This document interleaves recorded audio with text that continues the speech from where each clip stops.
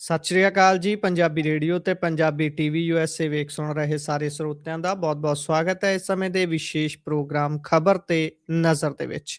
ਖਬਰ ਤੇ ਨਜ਼ਰ ਪ੍ਰੋਗਰਾਮ ਦੇ ਵਿੱਚ ਜਿੱਥੇ ਦੇਸ਼-ਵਿਦੇਸ਼ ਦੇ ਨਾਲ ਜੁੜੀਆਂ ਹੋਈਆਂ ਖਬਰਾਂ ਤੇ ਪਾਈਦਾ ਹੈ ਚਾਨਣਾ, ਉੱਥੇ ਹੀ ਉਹਨਾਂ ਖਬਰਾਂ ਦਾ ਵਿਸ਼ਲੇਸ਼ਣ ਕਰਨ ਦੇ ਲਈ ਸਾਥ ਹੁੰਦਾ ਹੈ ਸੀਨੀਅਰ ਪੱਤਰਕਾਰ ਮਿੰਟੂ ਗੁਰਸਰੀਆ ਜੀ ਦਾ। ਸੋ ਕਰਦੇ ਹਾਂ ਉਹਨਾਂ ਦਾ ਪ੍ਰੋਗਰਾਮ ਦੇ ਵਿੱਚ ਸਵਾਗਤ। ਬਹੁਤ-ਬਹੁਤ ਸਵਾਗਤ ਹੈ ਜੀ। ਸ਼ੁਕਰੀਆ ਸਾਰਿਆਂ ਨੂੰ। ਸਤਿ ਸ੍ਰੀ ਅਕਾਲ ਜੀ। ਸਤਿ ਸ਼੍ਰੀ ਅਕਾਲ ਜੀ। ਸੋ ਅੱਜ ਦੇ ਪ੍ਰੋਗਰਾਮ ਦੇ ਸਪਾਂਸਰਸ ਨੇ ਖਾਲਸਾ ਇੰਸ਼ੋਰੈਂਸ। ਲੰਬੇ ਸਮੇਂ ਤੋਂ ਇੰਸ਼ੋਰੈਂਸ ਦੇ ਖੇਤਰ ਦੇ ਵਿੱਚ ਸੇਵਾਵਾਂ ਨਿਭਾ ਰਹੇ ਨੇ। ਇਹਨਾਂ ਦਾ ਸੰਪਰਕ ਨੰਬਰ ਤੁਸੀਂ ਨੋਟ ਕਰ ਸਕਦੇ ਹੋ। ਸੰਪਰਕ ਨੰਬਰ ਹੈ 408 272 2500। ਟਿਰਕਿਆਣਾ ਇਮੀਗ੍ਰੇਸ਼ਨ ਲਾ ਫਰਮ। ਜੇ ਟਿਰਕਿਆਣਾ ਹੁਣਾਂ ਨਾਲ ਸੰਪਰਕ ਕਰ ਸਕਦੇ ਹੋ ਜੇਕਰ ਇਮੀਗ੍ਰੇਸ਼ਨ ਬਾਬਤ ਕਿਸੇ ਤਰ੍ਹਾਂ ਦੀ ਸਲਾਹ ਕਰਨੀ ਹੈ। Krishan Dhanota Yuba City. Baljinder Singh Nijjar Woodland. GN lube ਵਾਲੇ ਟਰੱਕ ਵਾਸ਼ ਕਰਦੇ ਨੇ, ਆਇਲ ਚੇਂਜ ਕਰਦੇ ਨੇ, 에ਅਰ ਬ੍ਰੇਕਸ ਦਾ ਕੰਮ ਤਸੱਲੀ ਬਖਸ਼ ਕਰਦੇ ਨੇ। ਤੁਸੀਂ ਇਹਨਾਂ ਦੇ ਕੋਲੋਂ ਨਵੇਂ ਪੁਰਾਣੇ ਟਾਇਰ ਵੀ ਖਰੀਦ ਸਕਦੇ ਹੋ। ਲੋਕੇਸ਼ਨ ਸੈਂਟਾਨੇਲਾ ਦੇ ਵਿੱਚ ਹੈ। ਨਿੰਮਾ ਸਹੋਤਾ ਹੋਣਾ ਦਾ ਨੰਬਰ ਨੋਟ ਕਰ ਸਕਦੇ ਹੋ 209 277 0113। Jaswinder Singh Nagra Roseville. Avtar Singh Sangha Yuba City. Baldev Singh Kang Yuba City. ਬਹੁਤ ਬਹੁਤ ਧੰਨਵਾਦ ਹੈ ਸਾਰੇ ਸਪਾਂਸਰਸ ਦਾ। ਹੁਣ ਰੁਕ ਕਰਦੇ ਹਾਂ ਜੀ ਖਬਰਾਂ ਦਾ। ਮਿੰਟੂ ਜੀ, ਸਭ ਤੋਂ ਪਹਿਲੀ ਖਬਰ ਤੇ ਜੇਕਰ ਆਈਏ ਤਾਂ ਗੱਲ ਕਾਂਗਰਸ ਦੇ ਕਾਟੋ ਕਲੇਸ਼ ਦੀ ਕਰ ਲੈਂਦੇ ਆ। ਸਿੱਧੂ ਦੀ ਹਾਈ ਕਮਾਂਡ ਦੇ ਨਾਲ ਮੁਲਾਕਾਤ ਦੇ ਚਰਚੇ ਨੇ। ਉਧਰ ਖਬਰ ਹੈ ਕਿ ਰਾਜਾ ਵੜਿੰਗ ਹੋਣੀ ਵੀ ਜਾ ਕੇ ਹਾਈ ਕਮਾਂਡ ਚੋਂ ਕਿਸੇ ਬੰਦੇ ਨੂੰ ਮਿਲ ਕੇ ਆਏ ਨੇ। ਦੇਖੋ, ਨਵਜੋਤ ਸਿੰਘ ਸਿੱਧੂ ਜਾਂ ਸਿੱਧੂ ਫੈਮਿਲੀ ਬਾਰੇ ਜੋ ਵੀ ਅੱਜ ਗੱਲਾਂ ਉੱਡੀਆਂ ਨੇ, ਇਹ ਬੜੀਆਂ ਸੀਮਤ ਜਿਹੀਆਂ ਹੋ ਗਈਆਂ ਗੱਲਾਂ। ਜੀ ਇੱਕ ਤੇ ਆ ਕਿ ਨੋਟਿਸ ਦੀ ਖੇਡ ਜਿਹੜੀ ਖੇਡੀ ਗਈ, ਉਹ ਹੁਣ ਥੋੜੀ ਉਹਨੂੰ ਵੀ ਠੱਲ ਪਈ ਆ। ਨਹੀਂ ਤੇ ਨੋਟਿਸ ਦੇ ਮਾਮਲੇ ਦੇ ਵਿੱਚ ਵੀ ਆਪਾਂ ਦੇਖ ਰਹੇ ਸੀ ਬੜਾ ਕੁਝ ਚੱਲਦਾ ਪਿਆ ਸੀ।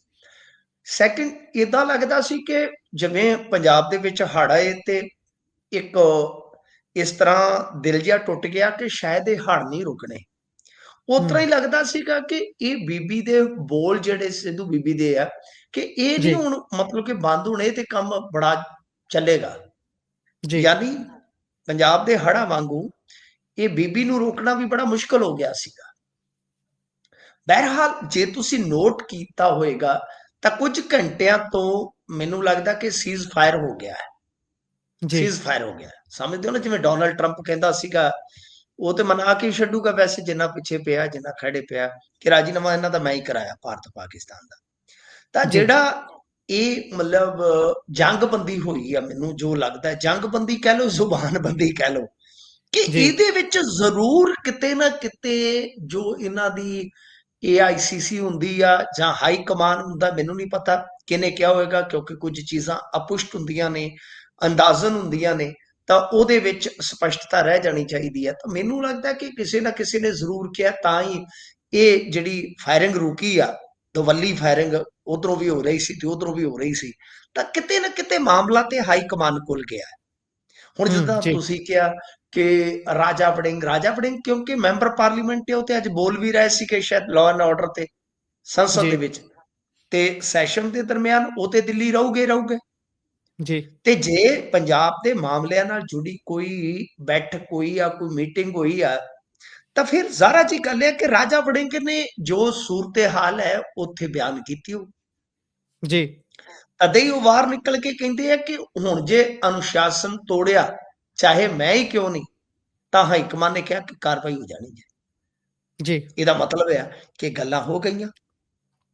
ਜਿਹੜੀ ਉਹਨਾਂ ਨੇ ਆ ਕੇ ਇੰਨੀ ਕੁ ਆਪਾਂ ਨੂੰ ਹਿੰਟ ਦੇ ਵਜੋਂ ਗੱਲ ਦੱਸੀ ਆ ਕਿ ਭਾਈ ਚਾਹੇ ਮੈਂ ਹੀ ਹੋਵਾਂ, ਜੇ ਅਨੁਸ਼ਾਸਨ ਤੋੜਾਂਗੇ ਤੇ ਕਾਰਵਾਈ ਤੇ ਅਸੀਂ ਹਿੱਸੇਦਾਰ ਬਣਾਂਗੇ। ਫਿਰ ਹੁਣ ਜੀ ਇਹਦਾ ਮਤਲਬ ਹੈ ਕਿ ਗੱਲਬਾਤ ਤੇ ਹੋਈ ਆ। ਪਰ ਜਿਹੜੀ ਗੱਲ ਨਵਜੋਤ ਸਿੰਘ ਸਿੱਧੂ ਬਾਰੇ ਅੱਜ ਹਿੰਦੀ, ਪੰਜਾਬੀ, ਅੰਗਰੇਜ਼ੀ ਸਾਰੇ ਮੀਡੀਆ ਨੇ ਕਹੀ ਕਿ ਨਵਜੋਤ ਸਿੰਘ ਸਿੱਧੂ ਆਏ, ਟਾਈਮ ਮੰਗਿਆ, ਫਿਰ ਦੋਵੇਂ ਜੀ ਦਿੱਲੀ ਚਲੇ ਸੀ, ਨਹੀਂ ਬਣੀ ਗੱਲ, ਸਿੱਧੂ ਕੱਲਾ ਗਿਆ, ਨਹੀਂ ਮਿਲੇ, ਬੀਬੀ ਸਿੱਧੂ ਚਲੀ ਸੀ ਦਿੱਲੀ, ਪਟਿਆਲੇ ਆ ਗਈ ਵਗੈਰਾ ਵਗੈਰਾ। ਇਹ ਸਾਰਾ ਬਕਵਾਸ ਹੈ, ਕੋਰਾ ਬਕਵਾਸ ਹੈ।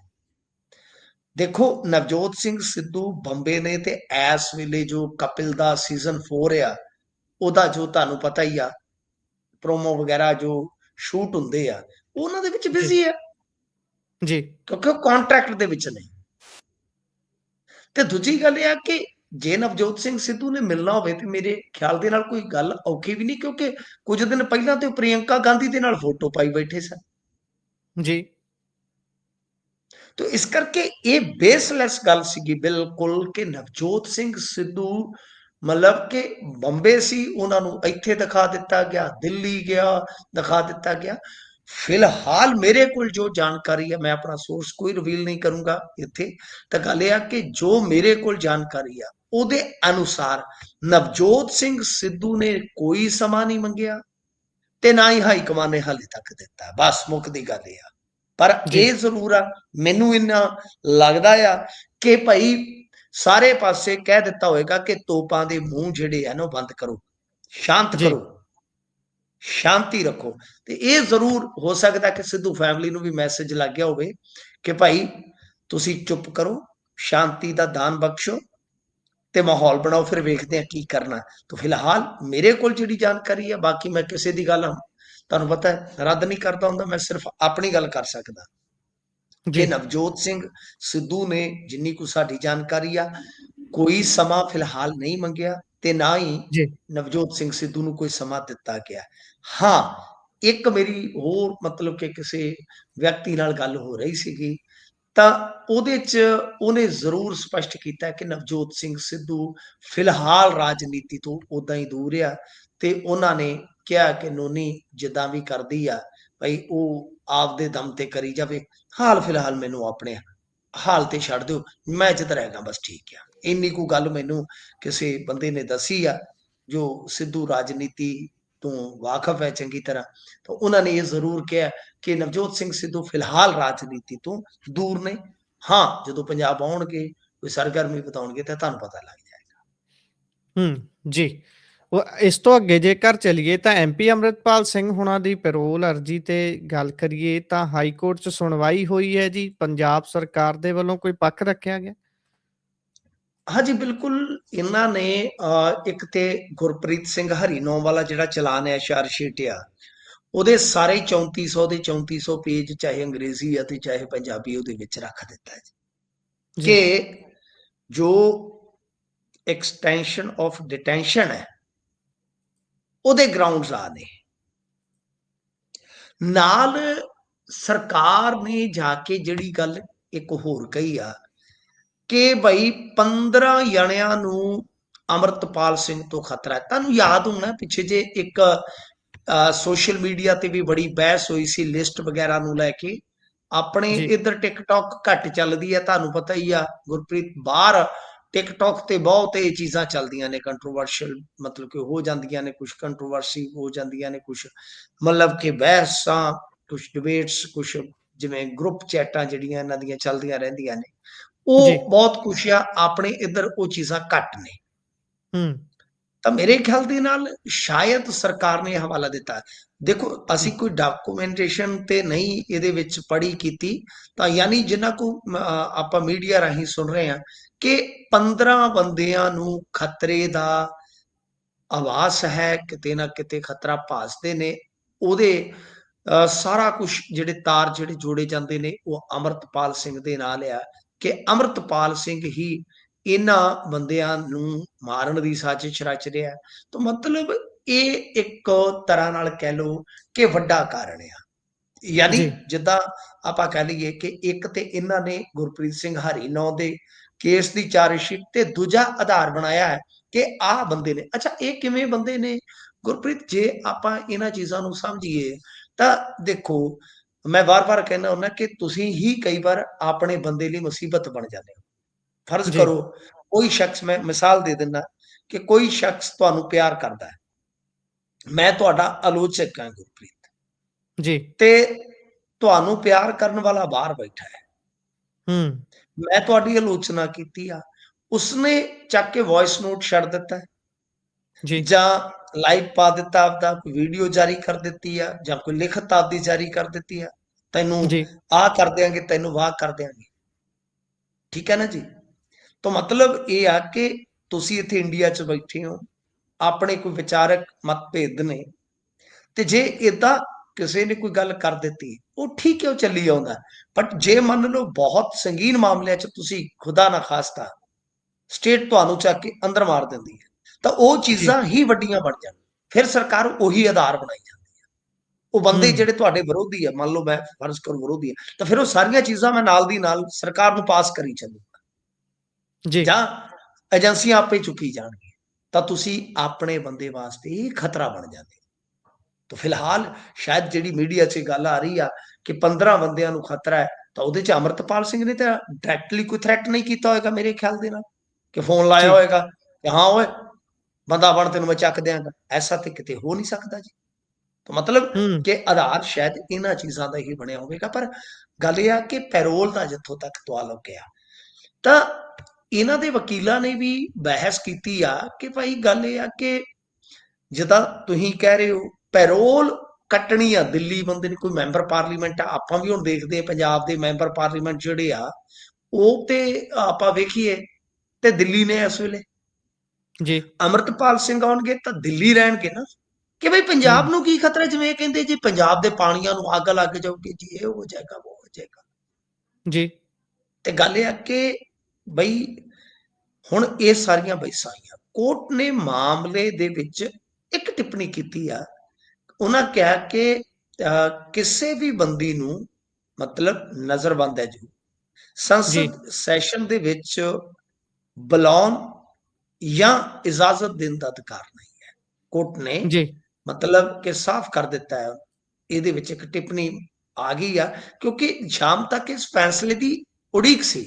ਉਹ ਕਿਉਂ ਸੀਗੀ, ਉਹਦੇ ਚ ਆਪਾਂ ਜੇ ਦੇਖੀਏ ਤਾਂ ਇੱਕ ਤੇ ਇਹ ਆ ਕਿ ਸੈਸ਼ਨ ਤੇ ਹੁਣ ਜਿਵੇਂ ਕਹਾਂ ਵੀਕਐਂਡ ਵੀ ਆ ਰਿਹਾ। ਅੱਜ ਆਪਾਂ ਇੰਡੀਆ ਦੀ ਵੀਰਵਾਰ ਦੀ ਰਾਤ ਦੇ ਵਿੱਚ ਚਲੇ ਗਏ ਜੀ, ਗਈ ਜੀ। ਰਾਤ ਤੇ ਗਈ ਬਾਤ, ਤੇ ਫਿਰ ਆ ਗਿਆ ਸ਼ੁੱਕਰਵਾਰ, ਸ਼ਨੀ, ਐਤ, ਤੇ ਮੁੜ ਕੇ ਤੇ ਸੈਸ਼ਨ ਹੀ ਤਕਰੀਬਨ ਖਤਮ ਹੈ ਜੀ। ਜੀ। ਦਿਨ ਤੇ ਕਰੂਸ਼ਲ ਸੀਗਾ ਨਾ ਅੱਜ ਦਾ। ਤਾਂ ਫਿਲਹਾਲ ਹੂੰ, ਮਤਲਬ ਕਿ ਖਤਰੇ ਦੀ ਵਜ੍ਹਾ ਦੱਸੀ ਆ ਇਹਨਾਂ ਨੇ ਕਿ ਏਦਾਂ ਜੀ ਉਦਾਂ ਹੈ। ਫਿਰ ਬਈ ਨਾਲ ਕਿ ਨੈਸ਼ਨਲ ਸਿਕਿਉਰਿਟੀ ਨੂੰ ਖਤਰਾ ਹੈ। ਕੋਰਟ ਨੇ ਇਹ ਵੀ ਪੁੱਛਿਆ ਅੱਜ ਵੈਸੇ ਕਿ ਅੰਮ੍ਰਿਤਪਾਲ ਸਿੰਘ ਨੇ ਕੀ ਮੁੱਦੇ ਤਿਆਰ ਕੀਤੇ ਨੇ, ਜੀ। ਤਾਂ ਉਹਦੇ ਤੇ ਉਹ ਜਿਵੇਂ ਉਹਨਾਂ ਨੇ ਪਿਛਲੀ ਵਾਰੀ ਵੀ ਦੱਸਿਆ ਸੀਗਾ ਕਿ ਬਈ ਉਹ ਹੜ ਜਿਹੜੇ ਆਏ ਨੇ ਪੰਜਾਬ ਦੇ ਵਿੱਚ, ਉਹਨਾਂ ਤੇ ਗੱਲ ਕਰ ਸਕਦੇ। ਤਾਂ ਪੁੱਛਿਆ ਕਿ ਬਈ ਤਿਆਰੀ ਕੀਤੀ ਆ, ਤਾਂ ਉਹਨੇ ਕਿਹਾ ਜੀ ਉਸ ਤੋਂ ਬਾਅਦ ਮੁਵੱਕਲ ਦੇ ਨਾਲ ਸਾਡੀ ਗੱਲਬਾਤ ਨਹੀਂ ਹੋਈ। ਤਾਂ ਗੱਲ ਇਹ ਆ ਕਿ ਸਰਕਾਰ ਨੇ ਕਈ ਅਦਾਲਤਾਂ ਦੇ ਪੁਰਾਣੇ ਫੈਸਲਿਆਂ ਦਾ ਉੱਥੇ ਹਵਾਲਾ ਵੀ ਦਿੱਤਾ ਕਿ ਜੇਲ੍ਹ ਦੇ ਵਿੱਚ ਬੰਦ ਜਾਂ ਜੁਡੀਸ਼ੀਅਲ ਕਸਟਡੀ ਦੇ ਵਿੱਚ ਰਹਿ ਰਹੇ ਵਿਅਕਤੀ ਨੂੰ ਸੈਸ਼ਨ ਦੇ ਵਿੱਚ ਸ਼ਾਮਲ ਹੋਣ ਦਾ ਕੋਈ ਅਧਿਕਾਰ ਲਾਭ ਨਹੀਂ ਦਿੱਤਾ ਜਾ ਸਕਦਾ। ਤਾਂ ਮਤਲਬ ਜੀ। ਕਿ ਇਹ ਸਾਰਾ ਕੁਝ ਜਿਹੜਾ ਹੈ ਉਹ ਤੁਸੀਂ ਦੇਖੋਗੇ ਤੇ ਵੱਖ-ਵੱਖ ਪਹਿਲੂਆਂ ਤੋਂ ਉੱਥੇ ਵਿਚਾਰਿਆ ਗਿਆ। ਪਰ ਲੱਭੋ ਲੁਬਾਬ ਕਹਾਣੀ ਦਾ ਇਹੋ ਆ ਕਿ ਕਿਸੇ ਵੀ ਗੱਲ ਤਣ ਪੱਤਣ ਲੱਗਦੀ ਨਜ਼ਰ ਨਹੀਂ ਆ ਰਹੀ, ਨਹੀਂ ਆ ਰਹੀ। ਠੀਕ ਹੈ ਨਾ ਜੀ। ਤੋਂ ਜੀ। ਮਤਲਬ ਹੁਣ ਤਾਂ ਦਿਨ ਕੁਛ ਹੀ ਰਹਿ ਗਏ ਨੇ ਨਾ, ਕੁਝ ਹੀ ਦਿਨ ਰਹਿ ਗਏ ਨੇ। ਮੈਂ ਜਿਵੇਂ ਤੁਹਾਨੂੰ ਦੱਸਿਆ ਕਿ ਵੀਕਐਂਡ 'ਚ ਚਲੇ ਜਾਵਾਂਗੇ। ਅਦਾਲਤ ਨੇ ਕੋਈ ਫਿਲਹਾਲ ਜਦੋਂ ਆਪਾਂ ਹੁਣ ਗੱਲਬਾਤ ਕਰ ਰਹੇ ਹਾਂ, ਕੋਈ ਆਰਡਰ ਪਾਸ ਨਹੀਂ ਕੀਤਾ। ਆ ਜਾਵੇ ਤਾਂ ਆ ਜਾਵੇ, ਪਰ ਮੈਨੂੰ ਲੱਗਦਾ ਕਿ ਸਮਾਂ ਇਸ ਸੈਸ਼ਨ ਦਾ ਸਰਕਾਰ ਨੇ ਲਮਕਾ ਕੇ, ਉਲਝਾ ਕੇ ਕੱਢ ਲਿਆ।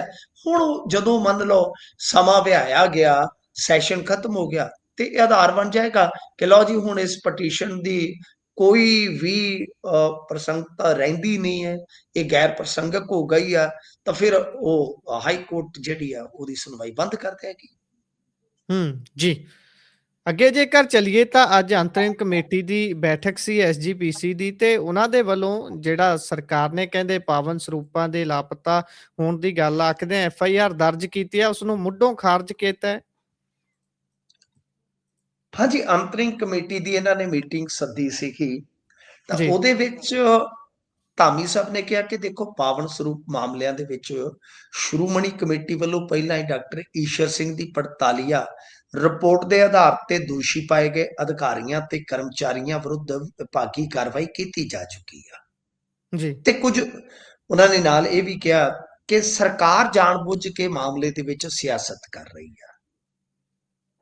ਨਾਲ ਇਹ ਵੀ ਕਿਹਾ ਕਿ ਪਾਵਨ ਸਰੂਪਾਂ ਦੇ ਲਾਪਤਾ ਹੋਣ ਦਾ ਇਹ ਮਾਮਲਾ ਨਹੀਂ, ਬਲਕਿ ਕੁਝ ਮੁਲਾਜ਼ਮਾਂ ਵੱਲੋਂ ਕੀਤੀ ਪੈਸਿਆਂ ਦੀ ਹੇਰਾਫੇਰੀ ਦਾ ਮਾਮਲਾ ਸੀਗਾ। ਜੀ। ਅੱਛਾ, ਇੱਕ ਤੇ ਇਹ ਸੀ, ਇੱਕ ਦੂਸਰਾ ਵਿਵਾਦ ਵੀ ਪਿਛਲੇ ਦਿਨੀ ਬੜਾ ਚੁੱਕਿਆ ਗਿਆ ਕਿ 99 ਦੇ ਵਿੱਚ SGPC ਵੱਲੋਂ ਜਿਹੜੀ ਪ੍ਰਕਾਸ਼ਿਤ ਕੀਤੀ ਗਈ ਹਿੰਦੀ ਪੁਸਤਕ ਇੱਕ ਸੀ, ਉਹਦੇ ਵਿੱਚ ਗੁਰੂ ਸਾਹਿਬਾਨ ਬਾਰੇ ਬਹੁਤ ਗਲਤ ਲਿਖਿਆ ਗਿਆ। ਤਾਂ ਉਹਦੇ ਜਵਾਬ ਦੇ ਵਿੱਚ ਵੀ ਇਹਨਾਂ ਨੇ ਸਪਸ਼ਟ ਕੀਤਾ ਹੈ ਕਿ ਦੇਖੋ ਇਹ ਪੁਸਤਕ ਉਸੇ ਵੇਲੇ ਵਾਪਸ ਲੈ ਲਈ ਗਈ ਸੀ ਅਤੇ ਮਾਮਲੇ ਦੇ ਵਿੱਚ ਅੰਤਰਿਮ ਕਮੇਟੀ ਤੇ ਜਨਰਲ ਹਾਊਸ ਵਿੱਚ ਸੰਗਤਾਂ ਤੋਂ ਮਾਫੀ ਮੰਗ ਲਈ ਗਈ ਸੀ। ਇਹ ਵੱਡੀ ਗੱਲ ਹੈ। ਅੱਜ ਤੱਕ ਇਹ ਗੱਲ ਬੜੀ ਗੁੱਝੀ ਜੀ ਰਹੀ ਆ। ਉਹ ਮਤੇ ਦੇ ਵਿੱਚ ਜਾਂ ਕਿੱਥੇ ਮਾਫੀਨਾਮਾ ਪਾਇਆ ਗਿਆ, ਉਹ ਤੇ ਸ਼ਾਇਦ ਇਹਨਾਂ ਨੂੰ ਰਿਲੀਜ਼ ਕਰ ਦੇਣਾ ਚਾਹੀਦਾ। ਪਰ ਇਹ ਇੱਕ ਇਹਨਾਂ ਨੇ ਨਵਾਂ ਫੈਕਟ ਜ਼ਰੂਰ ਪਬਲਿਕ ਡੋਮੇਨ 'ਚ ਲਿਆਂਦਾ। ਦੂਜੀ ਗੱਲ ਜਿਹੜੀ ਕਹੀ ਹੈ ਮਹੱਤਵਪੂਰਨ ਹੈ ਕਿ ਇਹ ਪੁਸਤਕ ਅੰਗਰੇਜ਼ੀ ਦੇ ਵਿੱਚ ਅੱਜ ਵੀ ਮਾਰਕੀਟ 'ਚ ਆ। ਉਹ ਉਲੱਥਾ ਸੀ, SGPC ਨੇ ਉਲੱਥਾ ਕਰਵਾਇਆ, ਜਿਹਦੇ ਵਿੱਚ ਇਹ ਸਭ ਕੁਝ ਹੋ ਗਿਆ ਤਾਂ ਅਸੀਂ ਮਾਫੀ ਮੰਗ ਲਈ। ਪਰ ਸਰਕਾਰ ਨੂੰ ਚਾਹੀਦਾ ਹੈ ਕਿ ਪਹਿਲਾਂ ਇਸ ਕਿਤਾਬ ਤੇ ਤਾਂ ਵਿਕਰੀ ਜਿਹੜੀ ਹੁੰਦੀ ਆ ਉਹਦੇ ਤੇ ਤਾਂ ਪਾਬੰਦੀ ਲਾ ਲਵੇ ਜੀ। ਮਤਲਬ ਇਹ ਇਹਨਾਂ ਨੇ ਸਰਕਾਰ ਤੇ ਵੀ ਕਿਤੇ ਨਾ ਕਿਤੇ ਕਹਿ ਲਓ ਕਿ ਉਂਗਲ ਚੁੱਕੀ ਆ ਤੇ ਨਾਲ ਸਰਕਾਰ ਨੂੰ ਚੁਣੌਤੀ ਵੀ ਦਿੱਤੀ ਆ। ਬਾਕੀ ਇਸ ਮਾਮਲੇ ਦੇ ਵਿੱਚ ਇਹਨਾਂ ਨੇ ਕਿਹਾ ਕਿ ਜਿਹੜਾ ਇਹ ਕੁਝ ਬੰਦਿਆਂ ਦੇ ਉੱਥੇ ਧਰਨੇ ਦੇ ਵਿੱਚ ਸਪੀਕਰ ਸਾਹਿਬ ਦਾ ਪਹੁੰਚ ਜਾਣਾ, ਸਿੱਖਿਆ ਮੰਤਰੀ ਦਾ ਪਹੁੰਚ ਜਾਣਾ, ਇਹ ਰਾਜਨੀਤਿਕ ਮਾਮਲੇ ਨੂੰ ਰੰਗਤ ਦੇਣ ਵਾਲਾ ਹੀ ਮਸਲਾ ਹੈ ਜੀ। ਤੇ ਨਾਲ ਇਹਨਾਂ ਨੇ ਇਸ ਮਾਮਲੇ ਨੂੰ ਸ਼ਾਇਦ ਅਕਾਲ ਤਖਤ ਸਾਹਿਬ ਨੂੰ ਟ੍ਰਾਂਸਫਰ ਕਰ ਦਿੱਤਾ, ਕਿਉਂਕਿ ਇਹਨਾਂ ਨੇ ਕਿਹਾ ਕਿ ਅਕਾਲ ਤਖਤ ਨੂੰ ਹੀ ਚੁਣੌਤੀ ਆ। ਦੇਖੋ ਮਾਮਲਾ ਮੈਨੂੰ ਲੱਗਦਾ ਹੈ ਕਿ ਅਕਾਲ ਤਖਤ ਸਾਹਿਬ ਦੇ ਪਾਲੇ 'ਚ ਭੇਜਣ ਦਾ ਇਹੋ ਹੀ ਮਕਸਦ ਤੇ ਮਤਲਬ ਰੱਖਦਾ ਹੈ ਕਿ ਬਈ ਕਿਤੇ ਨਾ ਕਿਤੇ ਸਰਕਾਰ ਨੂੰ ਦਬਾਅ 'ਚ ਲਿਆਂਦਾ ਜਾਵੇ ਕਿ ਸਿੱਧਾ ਤੁਸੀਂ SGPC ਨੂੰ ਨਹੀਂ ਕਹਿ ਰਹੇ, ਅਕਾਲ ਤਖਤ ਸਾਹਿਬ ਨੂੰ ਕਹਿ ਰਹੇ ਹੋ। ਕਿਵੇਂ? ਹੁਣ ਉਹਦੀ ਵਿਚਲੀ ਕੁੰਡੀ ਵੀ ਆਪਾਂ ਫੜਨ ਦਾ ਯਤਨ ਕਰਦੇ। ਤੁਹਾਨੂੰ ਯਾਦ ਹੋਣਾ ਹੈ, ਖਬਰਾਂ ਦੇ ਨਾਲ ਤੁਸੀਂ ਬਹੁਤ ਲੰਮੇ ਸਮੇਂ ਤੋਂ ਜੁੜੇ ਹੋ ਜੀ। ਈਸ਼ਰ ਸਿੰਘ ਐਡਵੋਕੇਟ ਵਾਲੀ ਜਿਹੜੀ 48 ਕਮੇਟੀ ਦਾ ਜ਼ਿਕਰ ਹੋ ਰਿਹਾ ਹੈ, ਉਹ ਬਣੀ ਸੀ ਮੇਰੇ ਖਿਆਲ ਦੇ ਨਾਲ, ਮੈਂ ਜੇ ਨਹੀਂ ਭੁੱਲਦਾ, ਕਿਉਂਕਿ ਬੜੇ ਸਾਲ ਹੋ ਗਏ ਨੇ, ਮਾਮਲੇ ਉਲਝੇ ਪਏ ਨੇ, ਕਈ ਵਾਰ ਗੱਲਬਾਤ ਜਿਹੜੀ ਹੈ ਉਹ ਬੰਦਾ ਥੋੜੀ ਜਿਹੀ ਵਿਸਰ ਜਾਂਦਾ ਹੈ ਮਨੋਂ, ਪਰ ਤੁਸੀਂ ਮੈਨੂੰ ਕਰੈਕਟ ਕਰ ਸਕਦੇ ਹੋ ਕਿ ਉਹ ਜਿਹੜੀ ਈਸ਼ਰ ਸਿੰਘ ਕਮੇਟੀ ਬਣੀ ਸੀ ਜੀ, ਉਹਦਾ ਤੇ ਗਠਨ ਅਕਾਲ ਤਖਤ ਸਾਹਿਬ ਦੇ ਹੁਕਮ ਤੋਂ ਬਾਅਦ ਹੋਇਆ ਸੀ, ਜਿੰਨਾ ਕੋ ਮੈਨੂੰ ਯਾਦ ਹੈ ਜੀ। ਤਾਂ ਇਹਨਾਂ ਨੇ ਕੀ ਕੀਤਾ ਕਿ ਉਹੀ ਕੁੰਡੀ ਫੜੀ ਆ ਤਾਂ ਉਸੇ ਨੂੰ ਆਧਾਰ ਬਣਾਇਆ ਕਿ ਅਕਾਲ ਤਖਤ ਸਾਹਿਬ ਵੱਲੋਂ ਜਦੋਂ ਕਮੇਟੀ ਬਣਾਈ, ਉਹਨੇ ਰਿਪੋਰਟ ਦਿੱਤੀ, ਉਹਦੇ ਤੇ ਕਾਰਵਾਈ ਹੋ ਗਈ ਤੇ ਤੁਸੀਂ FIR ਜੇ ਕੱਟ ਰਹੇ ਹੋ ਤੇ ਇਹਦਾ ਮਤਲਬ ਹੈ ਤੁਸੀਂ ਅਕਾਲ ਤਖਤ ਸਾਹਿਬ ਨਾਲ ਮੱਥਾ ਲਾ ਰਹੇ ਹੋ। ਜੀ, ਆਹ ਸ਼ਬਦ ਇਸਤੇਮਾਲ ਕੀਤਾ ਜਾਂਦਾ ਹੁੰਦਾ ਨਾ, ਮੱਥਾ ਲਾਉਣਾ। ਤਾਂ ਮੇਰੇ ਖਿਆਲ ਦੇ ਨਾਲ ਹੁਣ ਜੋ ਸਰਕਾਰ ਕਰ ਉਹ ਵੀ ਰਾਜਨੀਤੀ ਰਹੇ ਸੀ। ਡੱਲੇਵਾਲ ਸਾਹਿਬ ਦਾ ਮੈਂ ਤੁਹਾਨੂੰ ਉਦੋਂ ਰੋਲ ਦੱਸਿਆ ਸੀ ਡਿਫਾਈਨ ਕਰਕੇ ਸਾਰੇ ਐਪੀਸੋਡ ਚੋਂ। ਤਾਂ ਇਹੀ ਜੇ ਆਪਾਂ ਦੇਖੀਏ ਤਾਂ ਦੂਜੇ ਪਾਸੇ ਤੋਂ ਵੀ ਹੁਣ ਯਤਨ ਆ ਕਿ ਕੋਈ ਗੱਲ ਨਹੀਂ, ਜੇ ਤੁਸੀਂ ਇਧਰ ਨੂੰ ਤੁਰੇ ਤੇ ਅਸੀਂ ਵੀ ਤੁਰ ਲੈਨੇ ਆ। ਪਰ SGPC ਨੇ ਅੱਜ ਜਿਹੜੀ ਅੰਤਰਿਮ ਕਮੇਟੀ ਵਾਲੀ ਮੀਟਿੰਗ ਕੀਤੀ ਆ, ਉਸ ਤੋਂ ਬਾਅਦ ਇਹਨਾਂ ਨੂੰ ਇਹ ਜ਼ਰੂਰ ਦੱਸਣਾ ਚਾਹੀਦਾ ਸੀ ਕਿ ਈਸ਼ਰ ਕਮੇਟੀ ਨੇ ਸ਼ਾਇਦ, ਕਿਉਂਕਿ ਉਦੋਂ 48 ਰਿਪੋਰਟ ਮੈਂ ਪੜ੍ਹੀ ਆ ਸਾਰੀ, ਈਸ਼ਰ ਸਿੰਘ 48 ਰਿਪੋਰਟ ਦੇ ਵਿੱਚ ਇਹ ਵੀ ਕਿਹਾ ਗਿਆ ਸੀਗਾ ਕਿ ਜੋ ਆਡਿਟ ਫਰਮ ਸੀ ਜਿਸਨੇ ਹਿਸਾਬ ਕਿਤਾਬ ਰੱਖਣਾ ਸੀ, ਉਹ ਕੋਹਲੀ ਦੀ ਫਰਮ ਸੀ, ਜਿਹੜਾ ਕਿ ਉਸ ਵੇਲੇ ਬਤੌਰ CA ਸੁਖਬੀਰ ਸਿੰਘ ਬਾਦਲ ਦੇ ਬਿਜ਼ਨਸ ਨੂੰ ਵੀ ਸੇਵਾਵਾਂ ਦਿੰਦਾ ਸੀ। ਉਹਦੀ ਫਰਮ ਨੂੰ ਇਹ ਕਿਹਾ ਗਿਆ ਸੀ ਕਿ ਜਿੰਨੀ ਤੁਸੀਂ ਪੇਮੈਂਟ ਲਈ ਆ ਆਡਿਟ ਲਈ ਜੀ, ਉਹ ਸਰਵਿਸ ਲਈ, ਉਹ ਵਾਪਸ ਕਰੋ। ਵਸੂਲੀ ਦੀ ਵੀ ਮੱਦ ਸੀ, ਸਿਫਾਰਿਸ਼ ਸੀ ਉਸ ਕਮੇਟੀ ਦੀ ਰਿਪੋਰਟ ਦੇ ਵਿੱਚ। ਤਾਂ ਕੀ ਤੁਸੀਂ ਵਸੂਲੀ ਉਹ ਕਰ ਲਈ ਸੀ? ਉਹ ਵੀ ਦੱਸ ਦੇਣਾ ਚਾਹੀਦਾ ਜੀ ਇਹਨਾਂ ਨੂੰ। ਜੀ, ਇਸ ਤੋਂ ਅੱਗੇ ਜੇਕਰ ਆਪਾਂ ਚੱਲੀਏ ਤਾਂ ਉਧਰ CM ਮਾਨ ਨੇ ਸੜਕ ਦਾ ਮੁਆਇਨਾ ਕੀਤਾ ਹੈ ਜੀ। ਹਾਂਜੀ, ਦੇਖੋ CM ਸਾਹਿਬ ਅੱਜ ਕੱਲ ਪੰਜਾਬ ਦੇ ਵਿੱਚ ਐਕਟਿਵ ਹੋ ਗਏ ਨੇ। ਜਿਵੇਂ ਉਹ ਜਾ ਕੇ ਆਏ ਨੇ ਚੀਨ, ਨਹੀਂ ਸੌਰੀ, ਚੀਨ ਤਾਂ ਮੂੰਹ ਨਿਕਲ ਗਿਆ, ਜਾਪਾਨ ਤੇ ਕੋਰੀਆ ਜੀ, ਆ ਲਾਗੇ ਹੀ ਆ। ਚੀਨ ਇਹ ਗਏ ਨਹੀਂ ਹੈ, ਜੇ ਚਲੇ ਜਾਂਦੇ ਤੇ ਵੈਸੇ ਵਧੀਆ, ਚੀਨ ਦੀ ਵੀ ਡਿਵੈਲਪਮੈਂਟ ਵੇਖਣ ਵਾਲੀ ਆ। ਅੱਛਾ, ਉਸ ਤੋਂ ਬਾਅਦ ਥੋੜਾ ਜਿਹਾ ਗੇਅਰ ਤੇ ਇਹਨਾਂ ਨੇ ਪਾਇਆ ਕਿਉਂਕਿ ਪ੍ਰੈਸ ਕਾਨਫਰੰਸ ਕੀਤੀ ਤੇ ਉਸ ਤੋਂ ਬਾਅਦ ਹੁਣ ਇਹ ਅਚਾਨਕ ਇੱਧਰ ਸਰਹੰਦ ਪਟਿਆਲਾ ਵਾਲੀ ਸੜਕ ਜਿਹੜੀ ਬਣਦੀ ਸੀ ਉੱਥੇ ਪਹੁੰਚ ਗਏ ਆ। ਤੇ ਉੱਥੇ ਜਦੋਂ ਨਿਰੀਖਣ ਕੀਤਾ ਕਿ ਮਟੀਰੀਅਲ ਜਿਹੜਾ ਪੈਂਦਾ ਤੇ ਸਹੀ ਪੈਂਦਾ, ਤਾਂ ਉੱਥੇ ਇਹਨਾਂ ਨੇ ਨੋਟ ਕੀਤਾ ਕਿ ਜਿਹੜਾ ਮਟੀਰੀਅਲ 4 ਕਿਲੋਗ੍ਰਾਮ ਤੇ ਉੱਤੇ 4 ਕੇਜੀ ਤੇ 700 ਗ੍ਰਾਮ ਹੋਣਾ ਜੀ, ਚਾਹੀਦਾ ਸੀਗਾ, ਉਹ ਅੱਧਾ ਵੀ ਨਹੀਂ ਸੀ ਪਾਇਆ ਜਾ ਰਿਹਾ। ਠੇਕੇਦਾਰ ਨੂੰ ਫਿਰ ਸ਼ੋਕਾਸ ਨੋਟਿਸ ਜਿਹੜਾ ਜਾਰੀ ਕਰ ਦਿੱਤਾ ਹੈ ਤੇ ਨਾਲ ਪੇਮੈਂਟ ਰੋਕਣ ਦਾ ਇੱਕ ਵਾਰੀ ਇਹਨਾਂ ਨੇ ਫੈਸਲਾ ਕੀਤਾ ਕਿ ਉਸ ਤੋਂ ਬਾਅਦ ਫਿਰ ਜਾਂਚ ਕਰਵਾ ਕੇ ਗੱਲ ਕਰਾਂਗੇ। ਤੇ ਜੀ, ਠੇਕੇਦਾਰਾਂ ਨੂੰ ਬੋਲਿਆ ਕਿ ਦੇਖੋ, ਸਾਨੂੰ ਕੁਆਲਿਟੀ ਦਿਓ, ਸਾਨੂੰ ਕਮਿਸ਼ਨ ਦੇਣ ਦੀ ਜ਼ਰੂਰਤ ਨਹੀਂ। ਮਾਨ ਸਾਹਿਬ ਦੇ ਡਾਇਲੋਗ ਤੁਹਾਨੂੰ ਪਤਾ ਬੜੇ ਪਿਆਰੇ ਡਾਇਲੋਗ ਹੁੰਦੇ ਨੇ, ਇਹਨਾਂ ਜੀ, ਤੋਂ ਬਲਿਹਾਰ ਗਏ ਨੇ ਲੋਕੀ, ਤੁਹਾਨੂੰ ਪਤਾ ਹੀ ਆ। ਵਾਰ-ਵਾਰ ਬਲਿਹਾਰ ਜਾਂਦੇ ਨੇ ਕੁਛ ਲੋਕ ਭਗਤ ਤੇ ਤੁਹਾਨੂੰ ਪਤਾ ਇਹਨਾਂ ਦੇ ਡਾਇਲੋਗਾਂ ਤੇ ਬਹੁਤ ਤਾਲੀਆਂ ਵਜਾਉਂਦੇ ਨੇ। ਪਰ ਦੇਖੋ ਠੀਕ ਆ, ਇਹਨਾਂ ਦਾ ਕੰਮ ਆ, ਵਧੀਆ ਗੱਲ ਆ, ਕਿਉਂਕਿ ਇਹਨਾਂ ਨੇ ਪਹਿਲਾਂ ਹੀ ਕਿਹਾ ਸੀਗਾ ਕਿ ਅਸੀਂ ਸੜਕਾਂ ਦੇ ਮਿਆਰ ਨੂੰ ਵਧੀਆ ਰੱਖਣ ਵਾਸਤੇ ਕਮੇਟੀ ਬਣਾਵਾਂਗੇ ਤਾਂ ਕਿ ਕੋਈ ਬਣਾਉਣ ਵੇਲੇ ਕੋਤਾਹੀ ਨਾ ਹੋ ਸਕੇ। ਇਹ ਬਹੁਤ ਅੱਛੀ ਗੱਲ ਹੈ ਗੁਰਪ੍ਰੀਤ। ਪਰ ਮੈਂ ਵਾਰ-ਵਾਰ ਕਹਿਣਾ ਕਿ ਦੇਖੋ, ਸੜਕੀ ਢਾਂਚਾ ਹੈ ਨਾ ਜਿਹੜਾ, ਜੀ, ਬਿਲਕੁਲ ਉਹ ਭਾਵੇਂ ਤੁਸੀਂ ਜਿੱਦਾਂ ਕਿੱਦਾਂ ਵੀ ਹੈ ਨਾ, ਉਹ ਠੀਕ ਕਰ ਲਓ, ਪਰ ਉਹਦੇ ਵਿੱਚ ਨਾ ਉਹ ਜਿਹੜਾ ਪੇਂਡੂ ਸੜਕ ਢਾਂਚਾ ਹੈ, ਉਹਦੇ 'ਚ ਜੀ, ਜ਼ਰੂਰ ਕੁਝ ਨਿਯਮ ਜਿਹੜੇ ਆ ਉਹ ਬਦਲ ਕੇ, ਇੱਕ ਤੇ ਉੱਥੇ ਵੀ ਮਟੀਰੀਅਲ ਵਧੀਆ ਕਰੋ, ਕਿਉਂਕਿ ਹਰੇਕ ਸਾਲ 2 ਸਾਲ ਤੀਜੇ ਸਾਲ ਤੁਹਾਨੂੰ ਉਹ ਸੜਕਾਂ ਬਣਾਉਣੀਆਂ ਪੈਂਦੀਆਂ। ਦੂਜਾ ਕਿ ਉਹਨਾਂ ਨੂੰ ਚੌੜੀਆਂ ਕਰ ਦਿਓ ਇੱਕੇ ਵਾਰੀ ਤੇ ਨਾਲ ਬਰਮਾ ਬੰਨ੍ਹ ਦਿਓ। ਬਰਮ ਸਮਝਦੇ ਜੀ, ਹੋ ਤੁਸੀਂ, ਬੰਨਾ ਸੜਕ ਦਾ ਜਿਹੜਾ ਹੁੰਦਾ ਹੈ, ਜੀ, ਜੀ, ਤੇ ਐਵੇਂ ਪੁਲੀਆਂ ਪਾਓ ਤੇ ਕੋਲ ਜਿਨ੍ਹਾਂ ਦੇ ਮੱਥੇ ਲੱਗਦੇ ਆ, ਟਰੈਕਟਰਾਂ ਦੇ ਸਲਿੱਪ ਕਢਾ ਕੇ ਤੋੜ ਦਿੰਦੇ ਸੜਕਾਂ, ਇਹਨਾਂ ਤੇ ਵੀ ਕਾਰਵਾਈ ਕਰੋ। ਜੀ, ਜਿਹੜੇ ਵਾਰ-ਵਾਰ ਸੜਕ ਬਣੀ ਤੋਂ ਕਦੇ ਹਲਾਂ ਨਾਲ ਪੱਟਤਾ, ਕਦੇ ਕੁਛ ਕਰ ਦਿੱਤਾ, ਕਦੇ ਕੁਛ ਕਰ ਦਿੱਤਾ। ਤਾਂ ਮਤਲਬ ਕਿ ਇਹ ਰਲ ਮਿਲ ਕੇ ਹੀ ਸਾਂਭਣ ਦੀ ਜ਼ਰੂਰਤ ਹੈ, ਕਿਉਂਕਿ ਪੈਸਾ ਬਹੁਤ ਵੱਡਾ ਆਪਣੀ ਜੇਬ ਚੋਂ ਜਾ ਰਿਹਾ, ਟੈਕਸ ਪੇਅਰਸ ਦੀ ਜੇਬ ਚੋਂ ਜਾ ਰਿਹਾ। ਤੇ ਠੀਕ ਹੈ, ਜੀ, ਇਹਨਾਂ ਨੇ ਇਹ ਸ਼ੋਕਾਜ਼ ਨੋਟਿਸ ਜਿਹੜਾ ਠੇਕੇਦਾਰ ਨੂੰ ਕੱਢਿਆ, ਬਹੁਤ ਵਧੀਆ ਗੱਲ ਆ, ਬਹੁਤ ਅੱਛੀ ਗੱਲ ਆ। ਪਰ ਬਹੁਤ ਕੁਝ ਕਰਨ ਦੀ ਜ਼ਰੂਰਤ ਹੈ, ਕਰਦੇ ਰਹਿਣਾ ਚਾਹੀਦਾ, ਨਿਰੰਤਰ ਕਰਦੇ ਰਹਿਣਾ ਚਾਹੀਦਾ ਇਹਨਾਂ ਨੂੰ। ਜੀ। ਸੋ ਇਸ ਤੋਂ ਅੱਗੇ ਜੇਕਰ ਚੱਲੀਏ ਤਾਂ ਬੰਗਾ ਤੋਂ ਐਮਐਲਏ ਨੇ ਡਾਕਟਰ ਸੁੱਖੀ ਹੋਣੀ, ਉਹ ਨਾ ਤਾਂ ਕਿਸੇ ਦਲ ਬਦਲੂ ਕਾਨੂੰਨ ਦੀ ਪਰਵਾਹ ਹੈ, ਨਾ ਕਿਸੇ ਲੋਕਾਂ ਦੀ ਪਰਵਾਹ ਹੈ, ਐਂ ਹੀ ਚੱਲੀ ਜਾਂਦਾ ਹੈ ਜੀ ਕੰਮ। ਉਹ ਸਰਕਾਰ ਦੇ ਵਿੱਚ ਸ਼ਾਇਦ ਚੇਅਰਮੈਨ ਵੀ ਨੇ ਕਿਸੇ ਅਦਾਰੇ ਦੇ ਲਗਾਏ ਹੋਏ, ਤੇ ਹਾਈ ਕੋਰਟ ਦੇ ਹੁਣ ਨਿਰਦੇਸ਼ ਨੇ ਵੀ ਭਾਈ ਇਹਨਾਂ ਤੇ ਕੋਈ ਫੈਸਲਾ ਕਰੋ, ਇਹ ਕਿੱਧਰ ਨੇ ਕਿੱਧਰ ਨਹੀਂ। ਵੈਸੇ ਅਕਾਲੀ ਦਲ ਦੀ ਟਿਕਟ ਤੋਂ ਜਿੱਤੇ ਸੀ ਉਹ।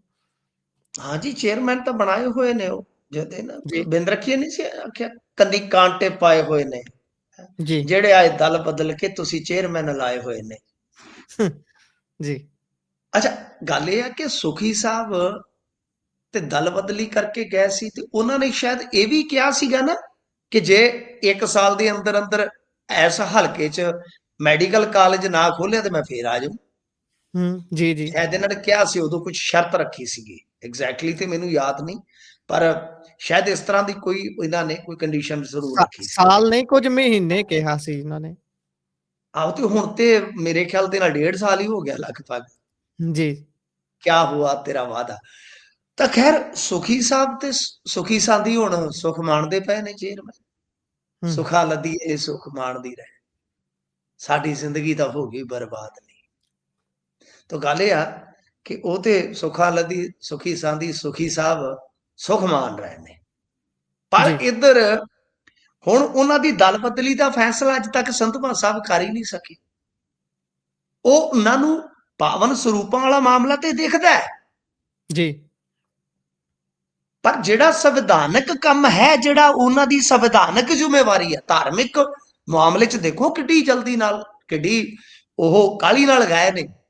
ਜੀ, ਵੈਸੇ ਤੇ ਇਹ ਬਰਗਾੜੀ ਦੇ ਨਿਆਂ ਲਈ ਵੀ ਲੜਦੇ ਰਹੇ ਨੇ, ਤੁਹਾਨੂੰ ਸ਼ਾਇਦ ਯਾਦ ਹੋਵੇ, ਭਲਿਆਂ ਵੇਲਿਆਂ ਵੇਲੇ ਉੱਥੇ ਜੀ, ਬਹਿੰਦੇ ਰਹੇ ਨੇ ਜਾ ਕੇ, ਤੇ ਇੱਥੋਂ ਤੱਕ ਕਹਿੰਦੇ ਸੀ ਕਿ ਜੇ ਨਾ ਹੋਇਆ ਤਾਂ ਫਿਰ ਬਾਹਰ ਆ ਜਾਾਂਗੇ ਸਰਕਾਰ 'ਚੋਂ। ਕਿੱਡੀ ਕੁ ਗੱਲ ਆ, ਬਥੇਰਾ ਕੁਛ ਹੂੰ, ਬੋਲੇ ਆ। ਪਰ ਜੀ, ਜਿਹੜੀ ਸੰਵਿਧਾਨਕ ਜ਼ਿੰਮੇਵਾਰੀ ਆ, ਉਹਦੇ 'ਚ ਅੱਜ ਹਾਈ ਕੋਰਟ ਨੇ ਫੇਰ ਕਿਹਾ ਕਿ ਤੁਸੀਂ ਭਾਈ ਫੈਸਲਾ ਲਓ ਜਲਦੀ ਤੋਂ ਜਲਦ, ਜੀ, ਪਰ ਕੋਈ ਟਾਈਮ, ਕੋਈ ਸਮਾਂ ਹੱਦ ਤੈਅ ਨਹੀਂ ਕੀਤੀ ਗਈ। ਨਾਲ ਇਹ ਵੀ ਹਵਾਲਾ ਦਿੱਤਾ ਗਿਆ ਕਿ ਸੁਪਰੀਮ ਕੋਰਟ ਨੇ ਵੱਖ-ਵੱਖ ਮਾਮਲਿਆਂ 'ਚ 3 ਮਹੀਨੇ ਦਾ ਸਮਾਂ ਦਿੱਤਾ ਹੈ। ਜੀ, ਤਾਂ ਸੁਪਰੀਮ ਕੋਰਟ ਦੇ ਹੁਕਮਾਂ ਨੂੰ ਕੌਣ ਪਾਲਦਾ ਹੈ ਸਾਹਿਬ?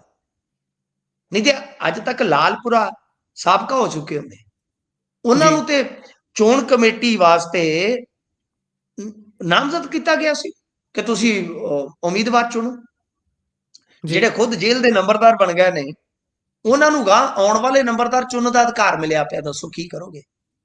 ਇਸ ਜੀ, ਕਰਕੇ ਸੰਧਵਾਂ ਸਾਹਿਬ ਨੂੰ ਬੇਨਤੀ ਆ ਕਿ ਤੁਸੀਂ ਦੂਜੇ ਮੋਰਚਿਆਂ ਤੇ ਠੀਕ ਹੈ ਰਾਜਨੀਤੀ ਕਰ ਰਹੇ, ਤੁਹਾਡਾ ਅਧਿਕਾਰ ਆ, ਪਰ ਜੋ ਤੁਹਾਡੀ ਸੰਵਿਧਾਨਕ ਜ਼ਿੰਮੇਵਾਰੀ ਆ ਭਾਈ ਉਹਨੂੰ ਵੀ ਤੇ ਨਿਭਾਓ ਨਾ, ਉਹ ਵੀ ਤੇ ਜ਼ਰੂਰੀ ਆ। ਜੀ ਇਹ ਤਾਂ ਹੈ ਜੀ। ਜੇਕਰ ਇਸ ਤੋਂ ਅੱਗੇ ਚਲੀਏ ਤਾਂ ਉੱਧਰ ਕਹਿੰਦੇ ਅਬੋਹਰ ਦੇ ਵਿੱਚ ਅੱਜ ਅਦਾਲਤ ਦੇ ਵਿੱਚ ਕਤਲ ਹੋ ਜਾਂਦਾ ਹੈ ਜਦੋਂ ਇੱਕ ਵਿਅਕਤੀ ਆਪਣੀ ਤਰੀਕ ਤੋਂ ਭੁਗਤ ਕੇ ਬਾਹਰ ਆ ਰਿਹਾ ਸੀ। ਅਬੋਹਰ ਦੇ ਵਿੱਚ ਹੈ ਜੋੜੀ ਮੰਦਰ, ਇੱਕ ਜੀ ਜੋੜੀ ਮੰਦਰ ਦਾ ਪੁਜਾਰੀ ਆ, ਇੱਕ ਬਹੁਤ ਮਤਲਬ ਨਾਮੀ ਬੰਦੇ ਹੁੰਦੇ ਨੇ ਨਾ, ਕਈ ਮੌਜਸ ਬੰਦੇ ਹੁੰਦੇ ਨੇ, ਜੀ ਜੀ ਧਾਰਮਿਕ ਪੁਰਸ਼। ਉਹਦਾ ਇਹ ਮੁੰਡਾ ਸੀਗਾ ਜਿਹਦਾ ਨਾਮ ਹੈ ਗੋਲੂ ਪੰਡਤ। ਪੰਡਤ ਤਾਂ ਹੀ ਜੀ ਕਹਿੰਦੇ ਆ। ਜੀ ਜੀ ਇਹਨਾਂ ਦਾ ਸ਼ਹਿਰ ਦੇ ਵਿੱਚ ਹੀ ਝਗੜਾ ਸੀ, ਤੁਹਾਨੂੰ ਯਾਦ ਆ, ਇੱਕ ਭੀਮ ਟਾਂਗ ਕਾਂਡ ਹੋਇਆ ਸੀ। ਜੀ ਉਹਦੇ ਵਿੱਚ ਇੱਕ ਅਹਿਮ ਗਵਾਹ ਸੀ ਜੰਟਾ, ਜਿਹੜਾ ਕਿ ਜੀ ਭੀਮ ਟਾਂਗ ਦੇ ਸ਼ਾਇਦ ਨਾਲ ਹੀ ਸੀ ਉਸ ਵੇਲੇ। ਇਹ ਜੰਟੇ ਦਾ ਇੱਕ ਛੋਟਾ ਭਰਾ ਹੈ ਸ਼ਾਇਦ ਗੱਗੀ, ਜੀ ਇਹਨਾਂ ਦਾ ਆਪਸ ਦੇ ਵਿੱਚ ਚੱਲਦਾ ਸੀ ਰੌਲਾ। ਹੂੰ ਇਹ ਗੋਲੂ ਜ਼ਮਾਨਤ ਤੇ ਆਇਆ ਸੀਗਾ, ਇਹਦੇ ਤੇ ਵੀ ਕੇਸ ਮੁਕੱਦਮੇ ਚੱਲਦੇ ਸਨ। ਅੱਜ ਜੀ ਜਦੋਂ ਸਵੇਰੇ ਸਵੇਰੇ ਜੱਜ ਦੇ ਪੇਸ਼ ਹੋਇਆ, ਪੇਸ਼ ਹੋ ਕੇ ਬਾਹਰ ਉੱਥੇ ਨਾਲ ਹੀ ਨੇੜੇ ਪਾਰਕਿੰਗ ਆ, ਜਦੋਂ ਉੱਥੇ ਵਾਪਸ ਆਇਆ ਤੇ ਪਹਿਲਾਂ ਤੋਂ ਕਾਰ ਚੋਂ ਬੈਠੇ ਸਨ, ਉਹਨਾਂ ਨੇ ਗੋਲੀਆਂ ਮਾਰਤੀਆਂ, ਜੀ 5-6 ਗੋਲੀਆਂ ਚਲਾਈਆਂ। ਉਸ ਤੋਂ ਬਾਅਦ ਉਹ ਆਰਾਮ ਨਾਲ ਨਿਕਲ ਗਏ। ਗੋਲੂ ਪੰਡਤ ਜਿਹੜਾ ਉਹ ਮਾਰਿਆ ਗਿਆ। ਜੀ ਉਸ ਤੋਂ ਬਾਅਦ ਉਹ ਗੱਗੀ ਨੇ ਵੀਡੀਓ ਪਾਈ ਆ ਕਿ ਇਹਨਾਂ ਨੇ ਮੇਰੇ ਸੱਟਾਂ ਲਾਈਆਂ ਸੀ। ਹੁਣ ਵੀ ਜਿੱਥੇ ਕਿਤੇ ਫੜੇ ਜਾਂਦੇ ਸੀ ਇਹ ਮੰਨਦੇ ਸੀ ਕਿ ਗੱਗੀ ਨੂੰ ਅਸੀਂ ਮਾਰ ਦੇਣਾ। ਜੀ ਉਹ ਕਹਿੰਦੇ ਆ ਵੀ ਇਹ ਮੈਨੂੰ ਮਾਰਨ ਫਿਰਦੇ ਸੀ, ਇਹ ਕਹਿੰਦੇ ਸੀਗੇ ਕਿ ਬਈ ਅਸੀਂ ਮਾਰਾਂਗੇ, ਮੈਂ ਪਹਿਲਾਂ ਮਾਰਦਾ ਜੀ ਤੇ ਮੈਂ ਤਾਂ ਕਰਤਾ, ਜੋ ਇਹਦੇ ਨਾਲ ਦਿਆਂ ਨੇ ਹੁਣ ਕੁਝ ਕਰਨਾ ਤੇ ਕਰ ਲੈ। ਤਾਂ ਮਤਲਬ ਇਹ ਹੋਇਆ। ਇਸ ਘਟਨਾ ਦਾ ਕਾਰਨ ਪਿਛੋਕੜ ਮੈਂ ਤੁਹਾਨੂੰ ਦੱਸ ਦਿੱਤਾ ਹੈ। ਜੀ ਅਬੋਹਰ ਇਹਨਾਂ ਕਾਂਡਾਂ ਵਾਸਤੇ ਪਹਿਲਾਂ ਹੀ ਬਦਨਾਮ ਆ, ਬੜੇ ਤਗੜੇ ਤਗੜੇ ਕਾਂਡ ਹੋਏ ਨੇ ਇੱਥੇ। ਤੇ ਸਭ ਤੋਂ ਜੇ ਤੁਸੀਂ ਤਾਜ਼ਾ ਮਿਸਾਲ ਪਿੱਛੇ ਦੀ ਲੈਣੀ ਹੋਵੇ ਤੇ ਉਹ ਹੈ ਵੀਅਰਵੈਲ ਵਾਲਿਆਂ ਦੇ ਸੰਜੇ ਦਾ ਕਤਲ, ਜੁਲਾਈ ਦੇ ਜੀ ਵਿੱਚ ਜੋ ਹੋਇਆ ਸੀ, ਜਿਸਨੇ ਪੂਰੇ ਪੰਜਾਬ ਦੇ ਕਾਰੋਬਾਰੀ ਜਗਤ ਨੂੰ ਹੀ ਹਿਲਾ ਕੇ ਰੱਖਤਾ ਸੀ। ਪਰ ਅਦਾਲਤ ਦੇ ਵਿੱਚ ਜਿੱਥੇ ਲਾਗੇ 2-3 ਥਾਣੇ ਆ, ਮੈਂ ਮਤਲਬ ਕਿ ਇੱਥੋਂ ਕੋਈ ਬਹੁਤੀ ਦੂਰ ਨਹੀਂ ਹੈ, ਨੇੜੇ ਆ ਬਿਲਕੁਲ। ਮੈਂ ਸਾਰੇ ਜਾਣਦਾ, ਪੁਰਾਣੇ ਨਾਮ, ਕਿਉਂਕਿ ਇਸ ਸ਼ਹਿਰ ਦੇ ਨਾਲ ਮੇਰਾ ਬੜਾ ਵਾਸਤਾ ਰਿਹਾ।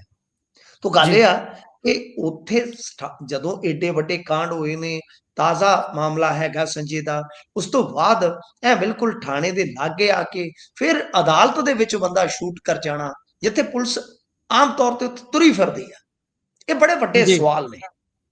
ਯਾਨੀ ਜੋ ਰਾਜ ਦਾ ਕਾਨੂੰਨ ਪ੍ਰਬੰਧ ਆ ਨਾ, ਇਹ ਗੱਲ ਉਹਦੇ ਨਾਲ ਜੁੜੀ ਆ। ਦੋ ਧਿਰਾਂ ਜੀ ਦੀ ਲੜਾਈ ਤੇ ਹੈਗੀ ਆ, ਉਹ ਤੇ ਸਾਫ਼ ਹੋ ਗਿਆ ਨਾ, ਕਿਉਂਕਿ ਅਗਲੇ ਨੇ ਵੀਡੀਓ ਪਾ ਕੇ ਕਹਿਤਾ ਕਿ ਮੈਂ ਮਾਰਿਆ, ਐਸ ਕਰਕੇ ਮਾਰਿਆ। ਜੀ ਪਰ ਨਿੱਕੀਆਂ ਨਿੱਕੀਆਂ ਲੜਾਈਆਂ ਅੱਜ ਕੱਲ ਆਮ ਹੀ ਆਪਾਂ ਵੇਖਦੇ ਪਏ ਆ ਕਿ ਠੀਕ ਹੈ, ਗਰੁੱਪਿਜ਼ਮ ਅੱਗੇ ਵੀ ਹੁੰਦੇ ਸਨ, ਅੱਗੇ ਵੀ ਧੜੇ ਹੁੰਦੇ ਸਨ, ਲੜਾਈਆਂ ਹੁੰਦੀਆਂ ਸਨ ਹਾਕੀਆਂ ਨਾਲ, ਕਿਤੇ ਕਿਤੇ ਤਲਵਾਰਾਂ ਚੱਲ ਜਾਂਦੀਆਂ। ਪਰ ਆ ਹੁਣ ਲੜਾਈਆਂ ਜਿਹੜੀਆਂ ਉਹ ਚਲੇ ਗਈਆਂ ਨੇ ਗੋਲੀਆਂ ਤੱਕ, ਤੇ ਗੋਲੀਆਂ ਜੀ ਚਲਾਉਣ ਲੱਗੇ ਨਹੀਂ ਜੇ ਡਰਦੇ। ਇਹਨਾਂ ਨੂੰ ਪਤਾ ਕਿ ਪੁਲਿਸ ਨੇ ਨਹੀਂ ਲਾਗੇ ਆਉਣਾ। ਸੋ ਇਹ ਇੱਕ ਬਹੁਤ ਖਤਰਨਾਕ ਵਰਤਾਰਾ ਹੈ। ਤੇ ਜੇ ਇਨਵੈਸਟਰ ਮਾਨ ਸਾਹਿਬ ਸੈੱਟ ਸੁੱਟ ਕਰਕੇ ਲਿਆਉਂਦੇ ਨੇ, ਇਹੋ ਜਿਹੇ ਮਾਹੌਲ ਦੇ ਵਿੱਚ ਜੇ ਲਿਆਓਗੇ ਤੇ ਉਹ ਭੱਜ ਜਾਣਗੇ ਬਹੁਤ ਜਲਦੀ। ਇਹ ਬੜਾ ਜੀ ਖਤਰਨਾਕ ਦੌਰ ਆ ਗਿਆ। ਸੋ ਇਸ ਵਾਸਤੇ ਇੱਧਰ ਧਿਆਨ ਦੇਣ ਦੀ ਲੋੜ ਆ। ਪਰ ਕਿਵੇਂ ਇਹ ਸਾਰਾ ਮਸਲਾ ਹੱਲ ਹੋਊਗਾ, ਉਹਦੇ ਤੇ ਕੋਈ ਵੀ ਜ਼ਿਆਦਾ ਚਰਚਾ ਨਹੀਂ ਹੁੰਦੀ, ਕੋਈ ਵੀ ਜ਼ਿਆਦਾ ਭਰੋਸਾ ਨਹੀਂ ਦਿੱਤਾ ਜਾਂਦਾ ਜੀ। ਜੀ ਜੇਕਰ ਅਗਲੀ ਗੱਲ ਕਰੀਏ ਤਾਂ ਗੋਆ ਦੇ ਵਿੱਚ ਬੀਤੇ ਦਿਨੀ ਇੱਕ ਨਾਈਟ ਕਲੱਬ ਦੇ ਵਿੱਚ ਅੱਗ ਲੱਗ ਜਾਂਦੀ ਹੈ। ਉਸ ਤੋਂ ਬਾਅਦ ਉਸ ਦੇ ਮਾਲਕ ਕਹਿੰਦੇ ਵੀ ਲੁਥਰਾ ਬ੍ਰਦਰਜ਼ ਉਹ ਜਹਾਜ਼ੇ ਚੜ ਗਏ। ਬਾਕੀ ਫਲਾਈਟਾਂ ਬੇਸ਼ੱਕ ਰੁਕੀਆਂ ਹੋਈਆਂ ਸੀ, ਉਹਨਾਂ ਦੀਆਂ ਉੜ ਗਈਆਂ ਤੇ ਉਹਨਾਂ ਨੂੰ ਹੁਣ ਥਾਈਲੈਂਡ ਤੋਂ ਕਰ ਲਿਆ। ਥਾਈਲੈਂਡ ਦੀ ਪੁਲਿਸ ਨੇ ਕਾਬੂ। ਇੱਧਰ ਜ਼ਮਾਨਤ ਅਰਜੀ ਲਾਈ ਹੋਈ ਸੀ, ਕੀ ਬਣਿਆ ਜੀ ਉਹਦਾ? ਹਾਂਜੀ, ਮੈਂ ਤੇ ਅੱਗੇ ਕਿਹਾ ਸੀ ਥਾਈਲੈਂਡ ਪੁਲਿਸ ਨੂੰ ਵੀ ਇਹਨਾਂ ਨੂੰ ਚੰਗੀ ਤਰ੍ਹਾਂ ਇਹਨਾਂ ਦੀ ਸਰਵਿਸ ਕਰਕੇ ਇਹ ਪੁੱਛੋ ਕਿ ਤੁਹਾਨੂੰ ਇੰਡੀਗੋ ਵਾਲੇ ਵੇਲੇ ਸਿਰ ਕਿਵੇਂ ਟੱਕਰ ਗਏ ਬਈ। ਜੀ ਲੋਕ ਤੇ ਰੁਲਦੇ ਫਿਰਦੇ ਨੇ ਉਹਨਾਂ ਦੀ ਜਾਨ ਨੂੰ ਕਿ ਇੰਡੀਗੋ। ਅੱਛਾ, ਉੱਥੇ ਰਾਤ ਨੂੰ ਅੱਗ ਲੱਗੀ, 25 ਜੀ ਨਿਰਦੋਸ਼ ਬੰਦੇ ਮਰ ਗਏ। ਇਲੀਗਲ ਢੰਗ ਨਾਲ ਹੀ ਚਲਾ ਰਹੇ ਸਨ। ਨੈਟਵਰਕ ਇਹਨਾਂ ਦਾ ਦਿੱਲੀ ਤੋਂ ਗੋਆ ਤੱਕ ਫੈਲਿਆ ਹੋਇਆ ਸੀਗਾ, ਲੂਥਰਾ ਬ੍ਰਦਰਜ਼ ਦਾ।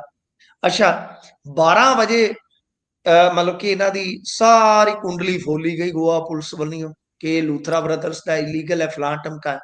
ਇਹ ਆਰਾਮ ਨਾਲ ਜੀ, ਆਪਦੇ ਘਰੇ ਸੌਂਦੇ ਆ, 4 ਵਜੇ ਨਿਕਲਦੇ ਆ ਦੋਨੇ ਭਰਾ, 5 ਵਜੇ ਸਾਰਾ ਕੁਝ ਬੋਰਡਿੰਗ ਲੈ ਕੇ, ਸਿਕਿਉਰਿਟੀ ਚੈੱਕ ਹੋ ਕੇ, ਸਭ ਕੁਝ ਕਰਾ ਕੇ ਤੇ ਇਹ ਥਾਈਲੈਂਡ ਤੋਂ ਉੱਡ ਜਾਂਦੇ ਨੇ। ਜੀ, ਕਮਾਲ ਦੀ ਗੱਲ ਆ ਕਿ ਬਈ ਤੁਹਾਡੀ ਪੁਲਿਸ ਨੇ ਦਿੱਲੀ ਪੁਲਿਸ ਨੂੰ ਅਲਰਟ ਕਰਕੇ, ਕਿਉਂਕਿ ਗੋਆ ਦੇ ਵਿੱਚ ਵੀ ਤੁਹਾਡੀ ਸਰਕਾਰ, ਦਿੱਲੀ 'ਚ ਵੀ ਤੁਹਾਡੀ ਸਰਕਾਰ, ਕੇਂਦਰ 'ਚ ਵੀ ਤੁਹਾਡੀ ਸਰਕਾਰ, ਰੋਕਿਆ ਕਿਉਂ ਨਹੀਂ ਇਹਨਾਂ ਨੂੰ? ਜੀ, ਇਹ ਬੜੇ ਵੱਡੇ ਪ੍ਰੈਸ਼ਰ ਨੇ। ਤਾਂ ਖੈਰ ਥਾਈਲੈਂਡ ਪੁਲਿਸ ਨੇ ਹਿਰਾਸਤ ਦੇ ਵਿੱਚ ਲੈ ਲਿਆ। ਅੰਤਰਿਮ ਜ਼ਮਾਨਤ ਜਿਹੜੀ ਇਹਨਾਂ ਨੇ ਮੰਗੀ ਸੀਗੀ, ਉਹ ਜ਼ਮਾਨਤ ਅਰਜ਼ੀ ਇਹਨਾਂ ਦੀ ਰੱਦ ਹੋ ਗਈ ਆ। ਇਹਨਾਂ ਨੂੰ ਲਿਆਂਦਾ ਜਾਣਾ ਚਾਹੀਦਾ ਹੈ। ਗੱਲ ਇਹ ਆ ਕਿ ਜੇ ਇਹ ਇਲੀਗਲ ਚਲਾ ਰਹੇ ਸਨ ਤਾਂ ਉਹਦੇ ਵਾਸਤੇ ਜ਼ਿੰਮੇਵਾਰ ਨੇ। ਜੀ, ਅਦਰਵਾਈਜ਼ ਆਪਾਂ ਕਹਿ ਦਿੰਦੇ ਹਾਂ, ਹੁਣ ਮੰਨ ਲਓ ਜੇ ਤੁਹਾਡੀ ਇੱਕ ਬੱਸ ਆ, ਤੁਹਾਡੀ ਬੱਸ ਦਾ ਡਰਾਈਵਰ ਕਿਸੇ ਨੂੰ ਥੱਲੇ ਦੇ ਕੇ ਮਾਰ ਦੇਵੇ ਤੇ ਮੈਂ ਕਹਾਂਗਾ ਕਿ ਨਹੀਂ, ਗੁਰਪ੍ਰੀਤ ਸਿੰਘ ਨੇ ਤੇ ਭਾਈ ਡਰਾਈਵਰ ਲਾਇਸੈਂਸ ਵੇਖ ਕੇ ਰੱਖਿਆ ਸੀ।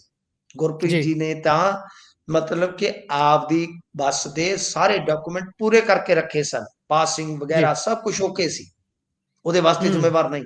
ਪਰ ਜੇ ਤੁਸੀਂ ਬੱਸ ਹੀ ਵਿਦਆਊਟ ਪਰਮਿਟ ਚੜਾ ਦਿਓ ਰੋਡ ਤੇ ਡਰਾਈਵਰ ਤੁਹਾਡਾ ਜਿਹੜਾ ਉਹ ਭੱਠੇ ਦਾ ਟਰੈਕਟਰ ਚਲਾਉਣ ਵਾਲਾ ਤੇ ਤੁਸੀਂ ਉਹਨੂੰ ਬੱਸ ਫੜਾ ਦਿਓ, ਤਾਂ ਫਿਰ ਤੁਸੀਂ ਜੀ, ਜ਼ਿੰਮੇਵਾਰ ਬਣਦੇ ਹੋ।